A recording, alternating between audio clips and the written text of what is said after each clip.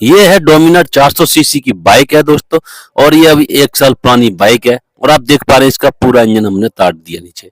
आप देख पा रहे हैं ऊपर से जो इसका इंजन खोला है, इंजन इसलिए खोला कि इसके अंदर से आवाज आ रही थी, तो सिम भी आवाज कर रही थी, और दूसरा नंबर इसके जो बाल के जो गाइड होते हैं वो भी आवाज बहुत ज्यादा कर रहे हैं। तो हमने इसका हेड को खोला, हेड को खोल के आपको दिखाएं कि यहाँ पर एक जो हेड होता है इसमें 4 बाल लगे होते हैं, और इसके अंदर गाइड होती हैं। तो एग्जॉस्ट वाली गाइड खराब हो गई थी जो हमने अभी चेंज कराई है, और इसके अंदर 4 बाल को हम चेंज करेंगे।